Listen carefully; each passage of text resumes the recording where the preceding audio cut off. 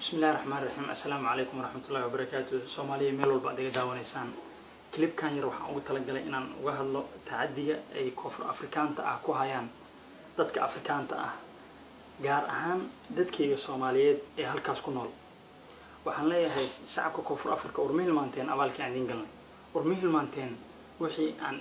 إذن سمينا حلي جميسية ورميه المانتين تعديدي اللي كل سمينا يصير وسهر جدنا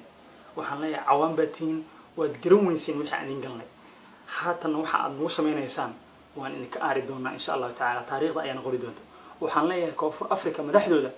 ورمات كعليسان شعب كينا وحى أيكو سمينا ضدك إذن سامعين بده دلكينا كنول وهذا مسؤول كتين لبده بمسؤول كتين ما تكعليسان أو نك تمه ديست فيديو ده صار لقى براه بالشدة كفر أفريقيا جو ما لا ساقط أو ما لا حرو أو ما لا تصل ضدك أفريقيان تاع إن دولته أي أرنتان إنسان أقلين waxaan leeyahay aniga aragtideeda mas'uul ayaa ka tihiin oo waad la ogtiin ayaan qaba fikradeeda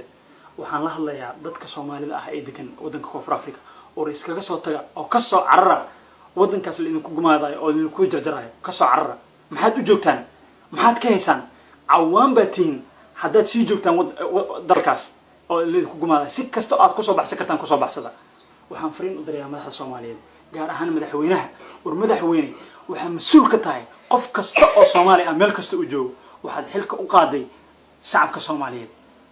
madaxweyne aaw damiirkii aaw aqliinkii aaw bini'aadamnimadii aaw islaamnimadii dadkan la jarjaraya ee la gumaadaya aad ka hadleen waxaad ka qayb gashay 100 sano ka hor dagaalkii koowaad ee adduunka dad la laayay oo xuskooda loo dhigayo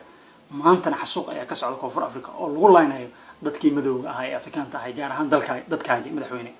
madaxweyne is-asil oo iskaga deg xilka hadda arintan wax ka qabanayso ugu yaraan cambaaray falkan oo safiirka Soomaaliya u fadhiyo Koonfur Afrika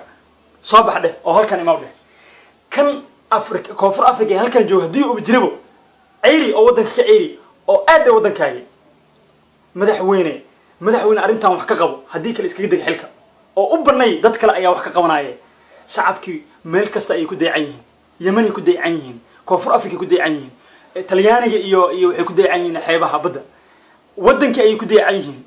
maamul goboleedii balaya ku mashquulsan tahay dalxiis madaxweyne uma qalin xilka inaad siyaas ilaa hadaa arintan wax ka qabanayso wassalaamu calaykum waraxmatullaahi wabarakaatuh